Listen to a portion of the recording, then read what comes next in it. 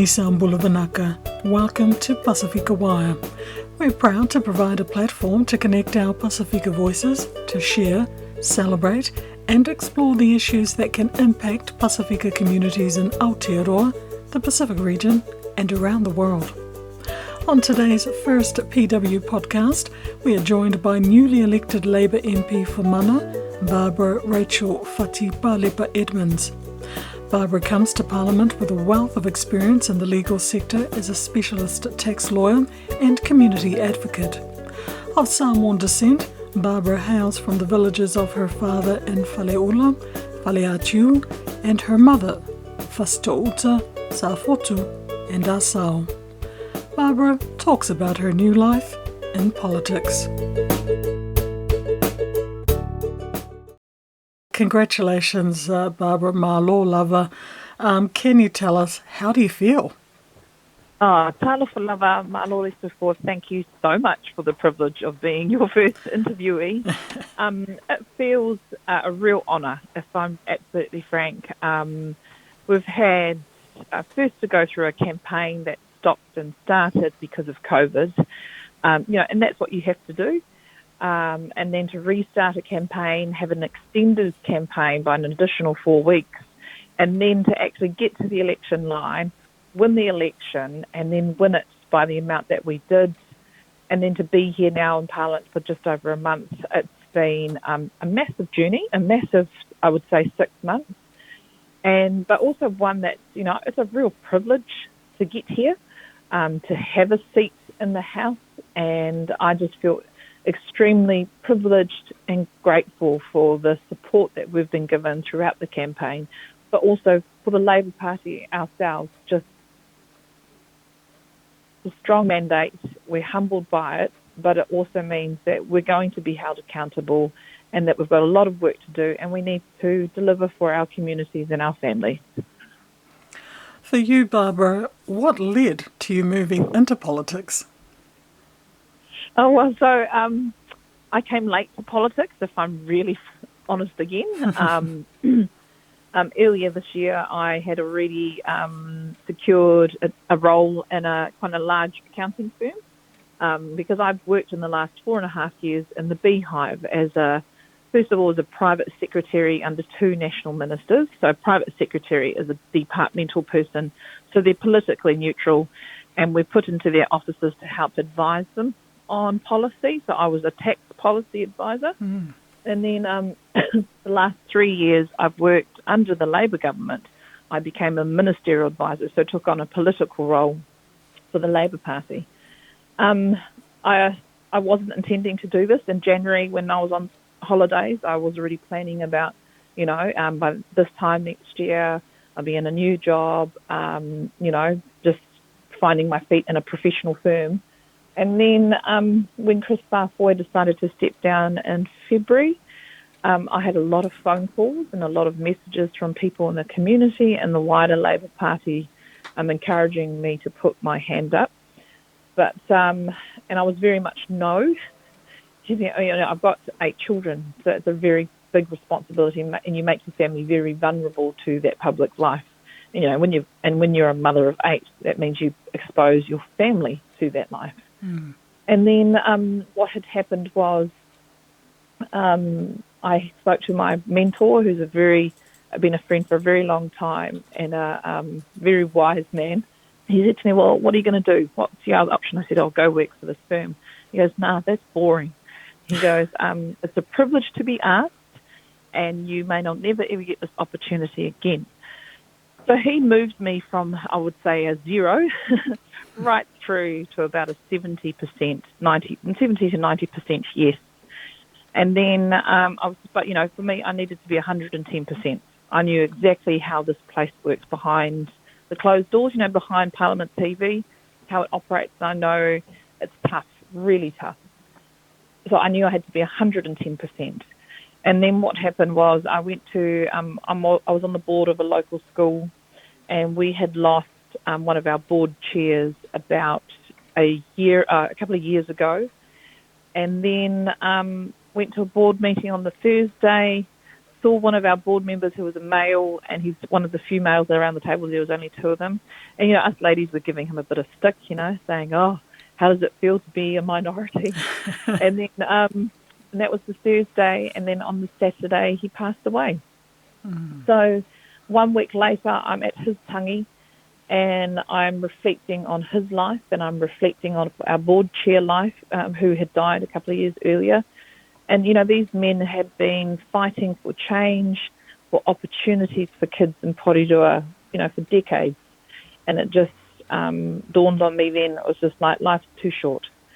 If I don't, life's too short. If this is one way to get change on steroids, then I'm in. And so I went home, had a good chat and good discussion with my husband. And, I just had to hear those final words from him saying, yep, I'll support you in this. And that was it. That's what changed my mind. And so it's very quick. And it's not a role for the faint-hearted, is it? Politics it's an unforgiving, punishing regime, and you don't go into this lightly, do you? No, you don't. There are a lot of sacrifices, not just in time, but with your family, time with your family, but also mentally and physically it is grueling. You have to really find a balance when you're here, and you have to be super disciplined. And so, a grueling place, but if you're, if you're coming here for the right reasons, and then the system around here is supportive of that and is supportive of a family environment, I would say it's much easier being a female MP now than it would have been 20 years ago.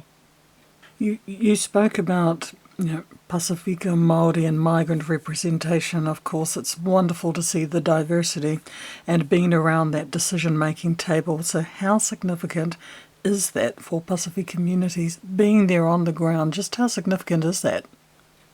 It's really significant. It also comes with a big responsibility, as you would know.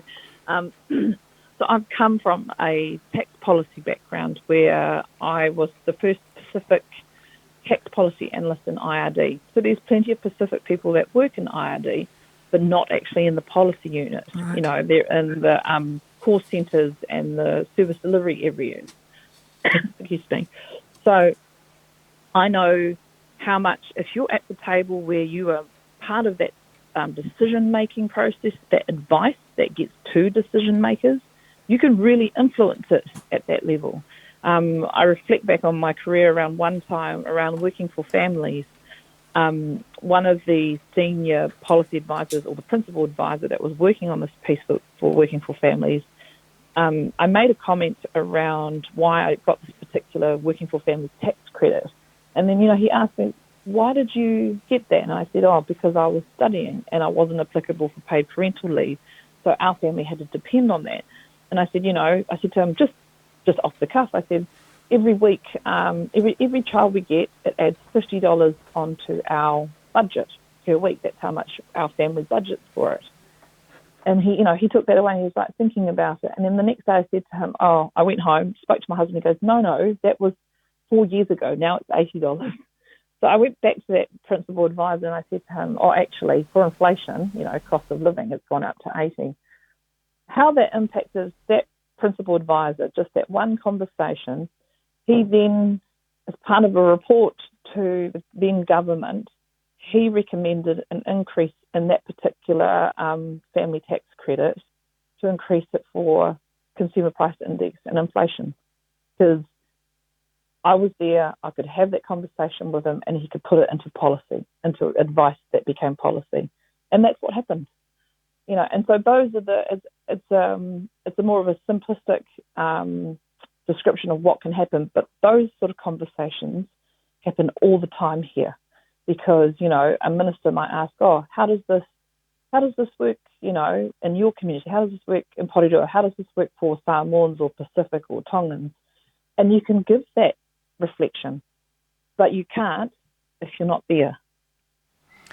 And, for us out here in the community, and you, avid advocate, in terms of the issue around poverty, in particular for our Māori and Pasifika people.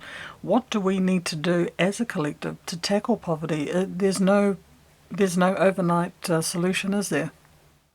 No, there's not. And it comes down to, one, there is definitely an intergenerational wealth discussion. So, you think about how particular pockets of our society have done well, and they're possibly the fifth generation of their family that's been here. And a lot of them came as migrants like us with, $2 in the pocket sort of story. Mm-hmm. But then it's over through the generations that intergenerational wealth is accumulated. So when I look at my father and my mother, first generation migrants here, me and my brothers and sisters, first generation, they had a home. We were able to use that equity in different ways to get our own homes, and then it's just the flow-on impact of that going down the line. Where the issue when it becomes an issue is when as migrants we come here, that wealth and that income isn't enough to even accumulate wealth. It's just enough to pay the bills, so you keep going week by week. And one of the biggest things that on the campaign trail that I reflected publicly a lot was, if we cannot increase income levels, whether we do that by increasing the benefit levels, by advocating for living wage in government sector, which then filters through to public sector, that sort of stuff we do on the income side. But on the other side, you look at what we call transfers, and in the tax system, they're called tax transfers. It's working for families. Because if at least I know as a parent, when it was tough for us because we had bugger all money, we knew that the first thing that you do is you cut back on your food bill, you bring down your expenses. Yep. So we bring in transfers, you bring in like working for family tax credit to bump it up a bit. You bring in the winter energy payment to help out during the winter when their expenses are a bit higher. You lift up the abatement rates for the benefits, so it means that you can earn a bit more before it cuts into your benefits. So there is the argument around one side of income, but also the transfer system is really important for us as a government to play with those thresholds, etc. Because when the global financial crisis hits, and I know this because I was a tax policy analyst at that time, what gets cut are those thresholds. So it means that, yes, it doesn't look like you're getting a benefit cut because we haven't cut your benefit, but what's happened is we've dropped that threshold so that if you do work 10 hours a week, well, actually it cuts it more into your benefit on the other side. So there's a whole lot of ways to cut this, and it's some really good policy discussions that are happening here. And it comes down to, I think, that intergenerational wealth, but also being able to use the policy systems that are here in different ways. There's more, as the Balangi way to say it, there's more than one way to skin a cat. It resonates with me when you said, because people don't want much, just someone to love, somewhere to live, and something to hope for.